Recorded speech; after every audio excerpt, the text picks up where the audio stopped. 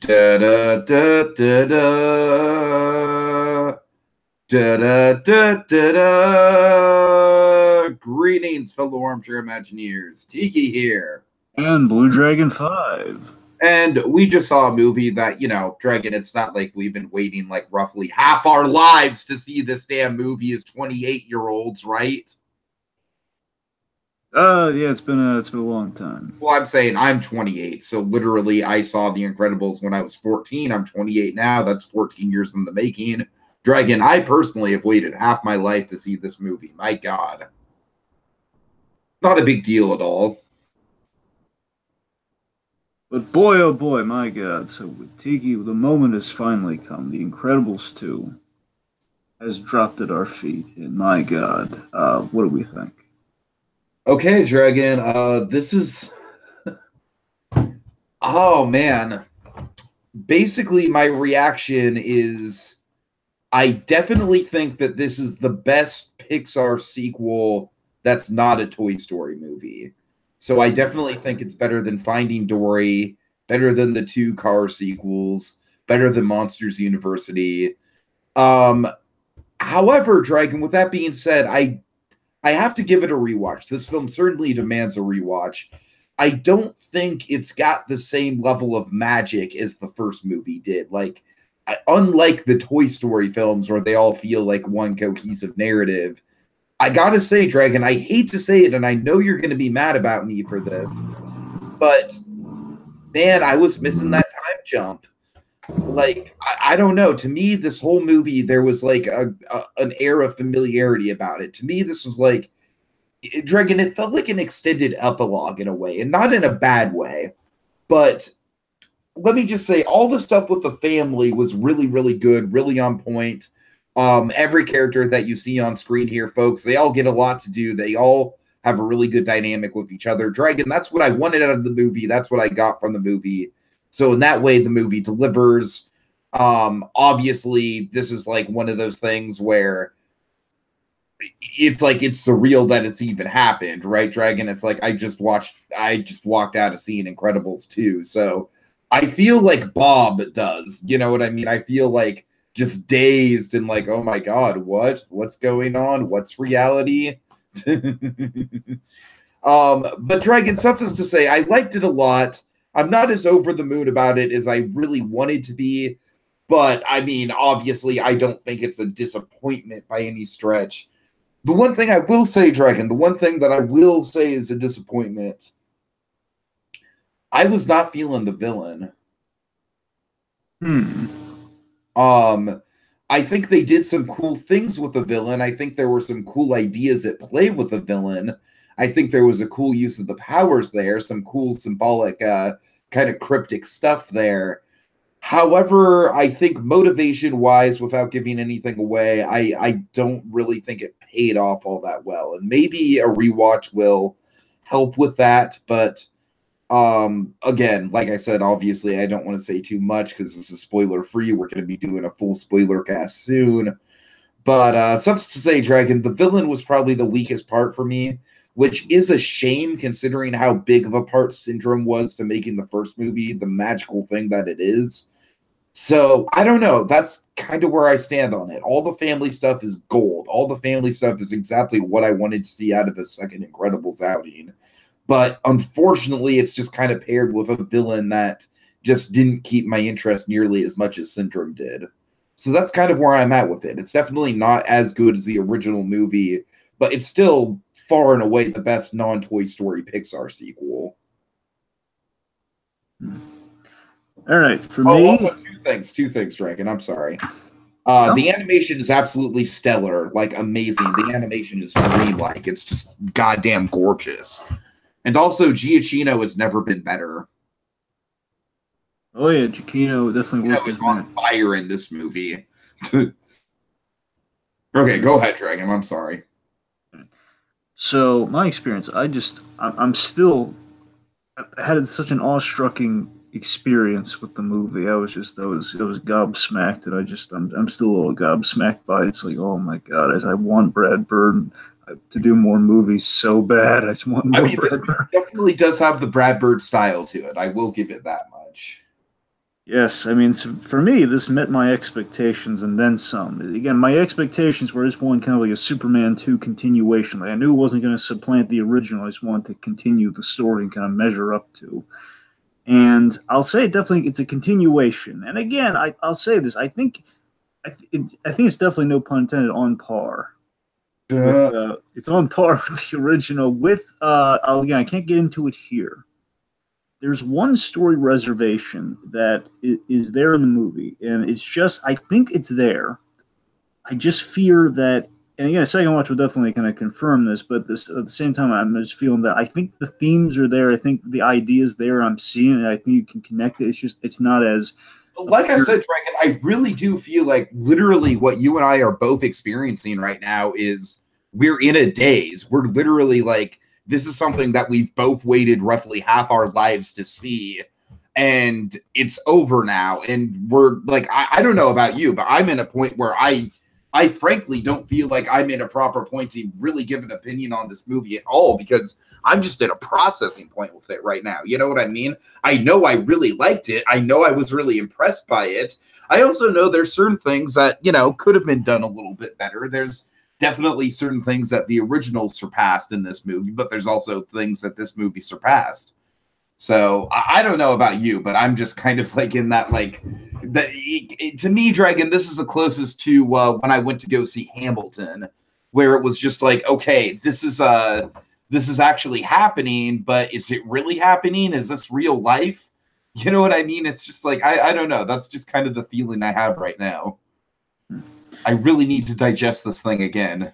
Well, that's the thing. Like, let's just say there's this one reservation I have. It's not even a problem. It's just a reservation that, again, I think it's not a problem for me. I just fear in the grand kind of consensus, in the grand, like when all the awestruck dust clears, I fear that maybe it didn't quite stick to like a 10.10 landing in a way. You know, it's like it's there. It's like, oh my god, it's still amazing. And I mean, yeah, I mean, it's all the ideas there and everything's there. It's just I wonder if, like, you know what though, I don't know if like a general audience is gonna like miss, or not general audience. I don't think like your most critical guys in there were gonna be, or I don't know. I think you're just going to say, "Oh man, it was a great experience," but I don't know if that idea landed. And again, I'm kind of, a part of me is there, but I don't care about it though. It's like I'm fine with it not landing. It's just no, like I said, Dragon, the whole thing is a thrill ride. I mean, the whole thing is like the most goddamn gorgeous action sequences that Pixar's ever put on film, linked with the continuation of the characters that you know and love. And honestly, that's all I wanted from this film. And that, like I said, my expectations were met.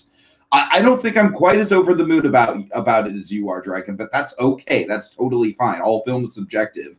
The important thing is that it met my expectations. And I'll say this: I think, and bear in mind, this is something that always, whenever a new Pixar film comes out, this thing is like it's always something that's going to be kind of, it's kind of a statement that could do a Pixar ranking at some point. I honestly think this might be a good time for it. Well, yeah, once we're at 20, Tiki, it's either this film or I forget if this is 19 or Toy Story 4 is 20. I can't remember which. Toy Story 4 would be a good one to do it on. Yeah, regardless. Let's see, what was I saying? Oh yeah, so this is something that, you know, where as each Pixar film comes out, this sign's always kind of subject to change, because again, logically, the sign Pixar's always improving upon, but honestly, I'm going to say it here, and again, I presume that in the future, Pixar will keep topping this and kind of making a new film kind of take this title for me. But I still think it's the most beautiful film. Again, in terms of animation, in terms of everything, it's the most beautiful film Pixar's ever made. Oh, I mean, it's absolutely, like, the technology at play here is just ridiculous. And honestly, I can kind of see how it took 14 years to put this thing together, just from a pure technical point of view. And that's the thing. I mean, also, I'll get back to my other statement after this, but so I love it. I kind of realized that both Incredibles films, after seeing this, both are definitely family movies, and this film definitely showcases the family. Again, all, as you said, take all the family. You know, they each get like a good amount of stuff to do. Like, no one's kind of in the corner. Violet continues to be my favorite animated female character of all time, Dragon. And that's great. And what I love is that, again, while it's the family's movie, it's like Elastigirl's kind of lead. It has the lead story. Where in the first movie, it's still the family is the focus. Where Bob was kind of the driving story. In this case, we kind of had that with Elastigirl. So that was kind of that was kind of good. And So again, like the first one, the biggest kind of pro I have for the movie is that I like the first film. It comments, it's continuing the momentum that I really loved in the first movie, where it's commenting on supers and superhero films, and specifically the thing that this is one of the great things of it being a sequel is that after having gone through the wonderful of the first Incredibles movie, collateral damage was on my mind from the get go, and honestly, in like kind of the stuff that was kind of the destruction of property was really sticking with me, and like thinking, oh boy, it's like almost like a telltale game. Like, okay, that's gonna come back. Right. Basically, it's like kind of this added kind of. I love the Telltale comparison, Dragon. That's spot on. That's what I'm saying. It's kind of this collateral damage effect that the first movie drove the point home so well that now it's on your mind from the get go. Where again, like years ago, you might think, okay, it's just collateral damage. And of course, especially in a post Man of Steel world, of course, collateral damage, especially under the Incredibles, nothing is forgotten. It's going to become like it's important. It's on your mind, and I love that. Of course, goes without saying, but I think out of all the family, I think a lot of people, at least in my theater, would agree Jack stole the show. Oh yeah, this is absolutely Jack's movie. I think he even steals it from Helen to be the main character, honestly, which I'm perfectly fine with, to tell you the truth. Possibly, and so again, let's also mention this a little here too. So again, I think just to kind of speak from my mind, so is that I came into this movie in such a great mood because let's talk about, was it Bao or BA? The dumpling thing. Oh yes, it's Bao. Yes. Bao. So Bao. Basically Bao and the fantastic. Without getting too into it, just say Bao and honestly, again, this is a very minor spoiler. Let's just say they do something with the opening logo and with the opening, the opening credits.